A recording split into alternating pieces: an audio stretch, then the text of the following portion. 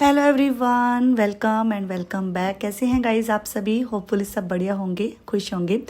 और ये आज का ही सुबह का 7 बजे का वीडियो है गाइस। नहा धो के मैं आ गई थी किचन में।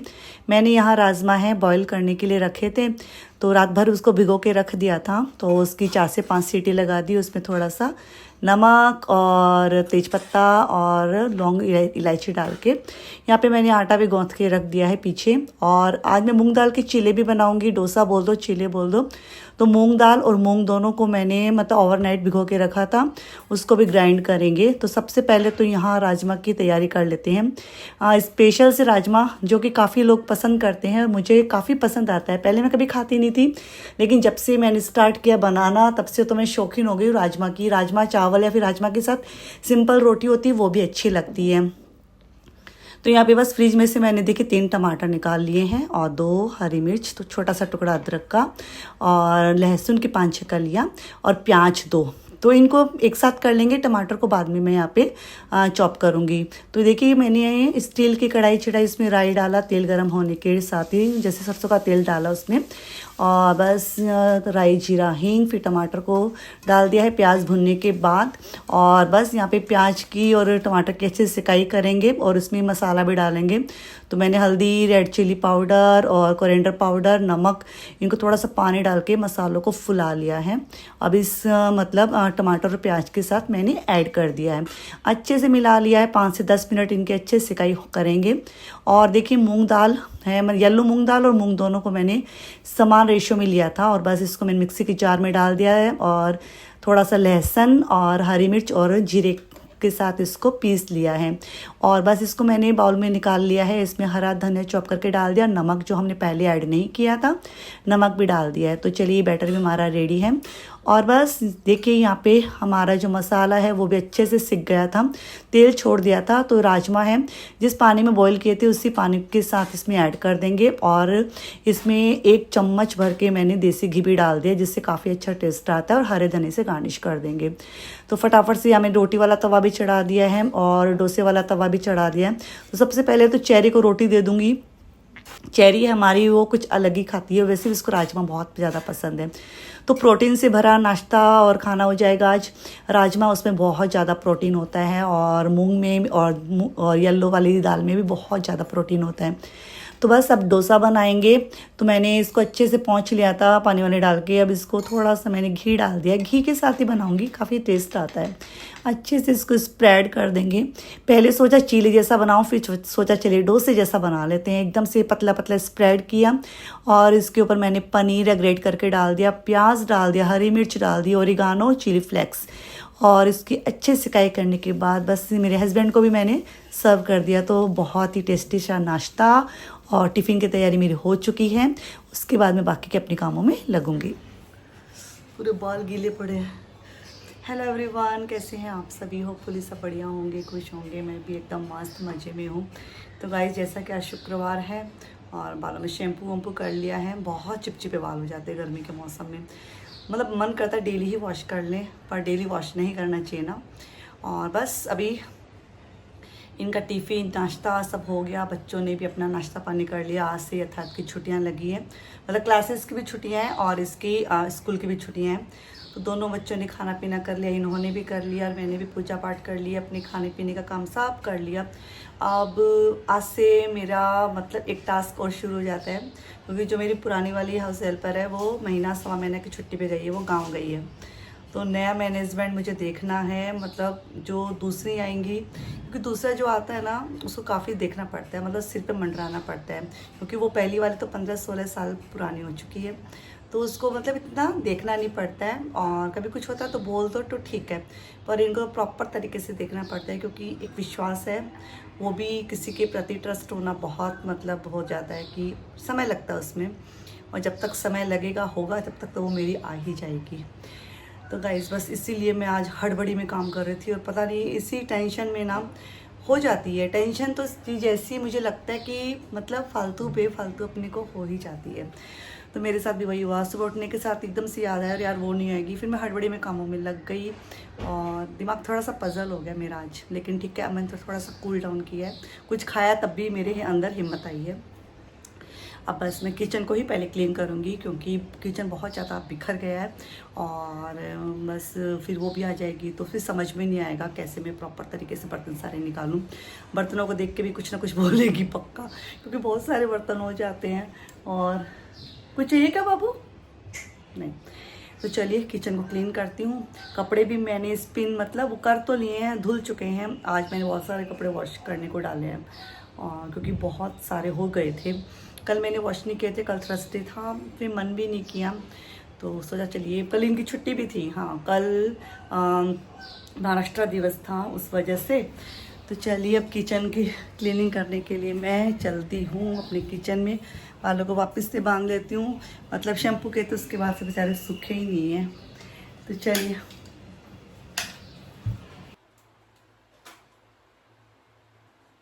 किचन की साफ़ सफाई करने में सबसे ज़्यादा वक्त लगता है मुझे, और जिस दिन थोड़ा सा मैं जल्दी हड़बड़ी में काम करती हूँ उस दिन थोड़ा सा बिखर भी जाता है। और यहाँ पे जो मेरा सबसे एंट्रेंस में रखा है ना काउंटर टॉप, उस पर काफ़ी मुझे डस्ट नज़र आ रही थी क्योंकि इतने सारे अप्लायंसेस रखे रहते हैं, फिर डेली बेसिस पे उठते नहीं हैं। आज सोचा चलिए इनको अच्छे से उठाते हैं और इनके नीचे से भी अच्छे से क्लीनिंग कर देती हूँ। तो मैंने इसके ऊपर कॉलिन स्प्रे मारा, फिर 2 कपड़े ले लिए, एक कपड़े से कॉलिन स्प्रे वाला पहले बेस साफ़ किया, फिर अच्छे साफ़ सुथरे कपड़े से इनको क्लीन किया।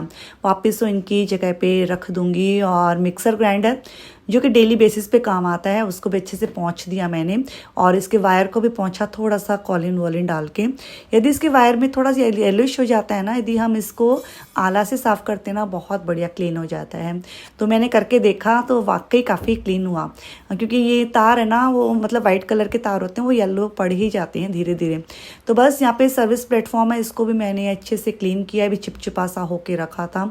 इसमें क्या पानी जाने की जगह नहीं है ना, तो मैं पानी नहीं डाल सकती, इसलिए मैं गीले सूखे कपड़े से क्लीन करना पसंद करती हूँ। लेकिन आज मैंने कॉलिन स्प्रे से किया तो काफ़ी चमक उठा था पीछे वाला मेरा पोर्शन, जो दिखने में काफ़ी अच्छा लगता है। जब हम मन से सफाई करते हैं दिखती है ना, और अच्छा लगता है, एक सुकून सा मिल जाता है। और बस गाइस यहाँ पे रोटियां हैं, अभी नहीं बनाऊंगी मैं, क्योंकि राजमा के साथ ना थोड़ी सी गरम गरम रोटियां होती है, अच्छा लगता है। और मैं डिसाइड नहीं कर पा रही थी, मेरे को लगा बच्चे चावल भी मांग सकते हैं, इसीलिए मैं रोटियां नहीं बना के रखी। फिर ठंडी रोटी कोई नहीं खाता है, फिर मेरे पेट में ही जाती है वो ठंडी रोटियाँ। मैं भी कितनी खा लूँ, 1 खा लो 2 खा लो, फिर बस वेस्टेज जाती है। वेस्टेज मुझे नहीं करना था, इसलिए सोचा जिसको जैसे चाहिए कि वैसे बना के दे देंगे। और बस यहाँ पे सब्जी है, बहुत ज़्यादा नहीं बची थी, थोड़ी बची थी, क्योंकि मैंने भी खा ली थी, इन्होंने भी टिफ़िन में भी ले ली थी और फिर बच्चों को भी दे दी थी सुबह। तो बस दोपहर के लिए हम तीनों के लिए इनफ है। यहाँ पे बस मैंने गैस स्टोव को भी क्लीन करना स्टार्ट कर दिया है। इसके ऊपर थोड़ा सा मैंने कॉलिन स्प्रे मारा तो काफ़ी ये भी चमक उठा। यदि हम पानी से क्लीन नहीं करते हैं तो इस तरह से क्लीन करते तब भी सही रहता है। और अभी मुझे खाना पीना भी कुछ बनाना नहीं था, तो घंटा 2 घंटा में अच्छे से इसकी स्मेल भी चली जाएगी।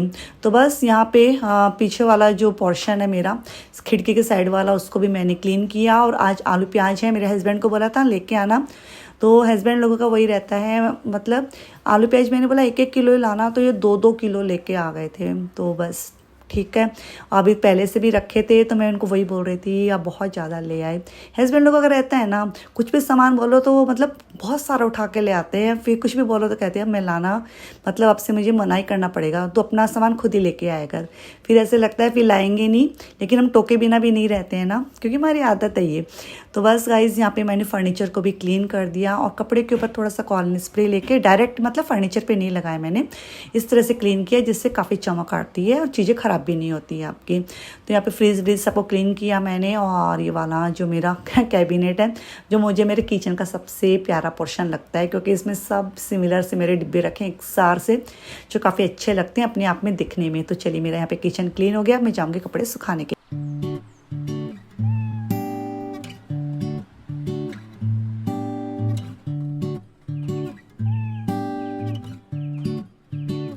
तो गाइज़ यहाँ पे कपड़े हैं, इनको सूखने के लिए डाल दूंगी। घड़ी में अभी मेरे बज गए थे 10:30, क्योंकि मैंने किचन की क्लीनिंग करना स्टार्ट कर दिया था ना, जिसमें काफ़ी वक्त लग जाता है।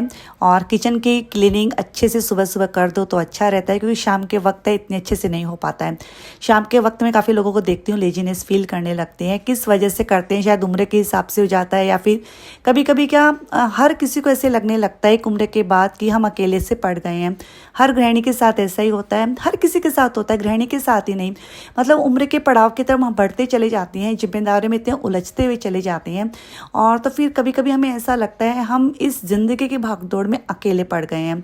तो बस वही है, ज़िंदगी की भागदौड़ में इंसान को ना खुद के वजूद को नहीं भूलना चाहिए।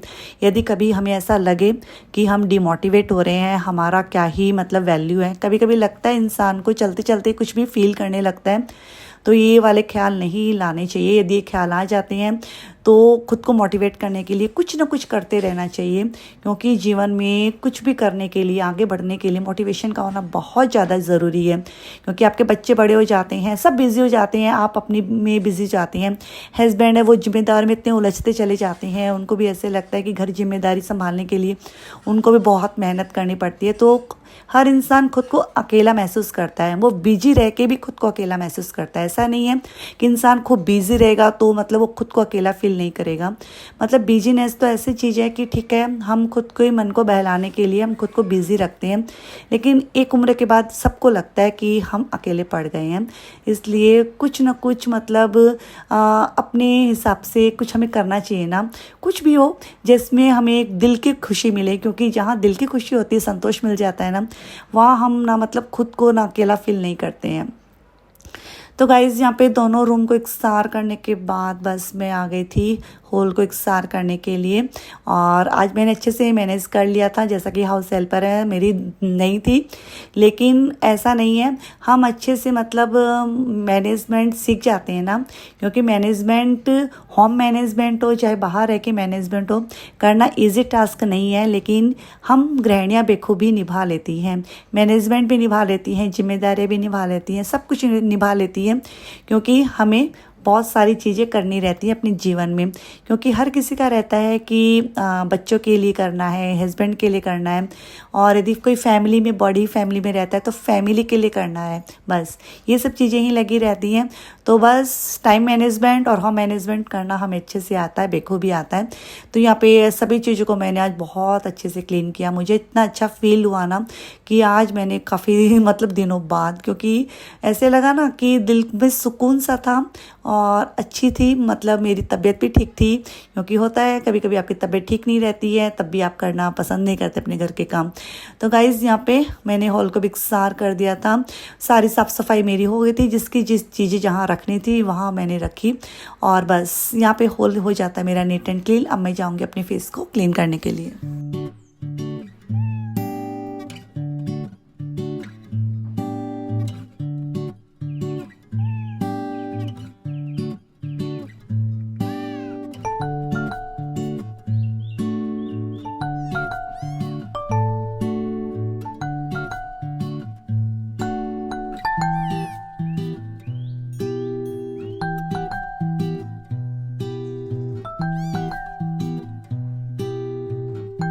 इस टाइम पे गर्मी का कहर बहुत ज़्यादा है, तो अपनी स्किन का भी हमें बहुत ध्यान रखना चाहिए। स्किन हो, घर हो, हर चीज़ को फ्रेश रखना चाहिए, जिससे हमें अच्छा फील हो। और घर में भी अच्छी चीज़ें हैं, हमें सुगंधित चीज़ें लगानी चाहिए, घर के एनवायरनमेंट को अच्छा रखना चाहिए, कपड़े भी इस हिसाब से पहने जिससे हमें गर्मी ना लगे, कंफर्टेबल हो। और अपनी स्किन के ऊपर सनस्क्रीन ज़रूर लगाएं, चाहे आप घर में रहो, सनस्क्रीन लगाना बहुत ज़रूरी है, जिससे आपकी जो स्किन है वो मेंटेन रहती है, वो मतलब डैमेज नहीं होती है। क्योंकि घर में हम रहते तभी धूल मिट्टी भी रहती है, हम गैस के आसपास भी जाते हैं, तो ऐसा कभी नहीं सोचना चाहिए कि हम घर में ही रहते तो नहीं लगाना चाहिए। तो यहाँ पे मैंने सनस्क्रीन को अच्छे से चेहरे पे अप्लाई कर लिया, बिंदी लगा ली थी, काजल लगा लिया है, बस हो गई हूँ मैं हम खुद के लिए मतलब प्रेजेंटेबल, मतलब ठीक लगें, जिससे घर में भी रहें तो खुद को भी यदि आईने में देखें तो ठीक सा फील करें। तो गाइस यहाँ पे ये वाला काम हो जाएगा मेरा स्किन केयर का भी, और बालों में कॉम्ब वॉम्ब कर लूँगी, और बालों के भी मुझे कटिंग वटिंग तो करवानी ही है, क्योंकि बाल थोड़े से मेरे नीचे से डैमेज हो गए हैं गर्मी की वजह से, काफ़ी झड़ भी रहे हैं, जिसका कोई शायद सॉल्यूशन नहीं है। उसका एक ही सॉल्यूशन है कि मतलब ठंडा वातावरण रखो, पसीने मत आने दो अपने बालों में, है ना। तो गाइस छोटा सा वीडियो है, लेकिन मैं आशा करती हूँ कि ये छोटा सा वीडियो भी आपको पसंद आया होगा। और सारा काम होने के बाद जब एक गिलास पानी पीने को मिलता है और उस टाइम पे आप मोबाइल हाथ में लग लेते हैं ना, उस टाइम पे कितना मज़ा आता है। क्योंकि बीच बीच में मोबाइल लेते हैं तो काम आपके जल्दी नहीं हो पाते हैं, और अब तसल्ली से बैठ के मोबाइल चलाओ, कुछ भी चलाओ, अपना दिमाग चलाओ, कुछ भी चलाओ, आपको कोई फ़र्क नहीं पड़ेगा, आपको मज़ा ही आने वाला है। तो चलिए, मैं रुचिका आपसे मिलती हूँ न्यू वीडियो में। आज का वीडियो आपको कैसा लगा और मेरे काम करने का तरीका कैसा लगा, और मैं चाहती हूँ आप खूब सारा कमेंट करें, लाइक करें, शेयर करें।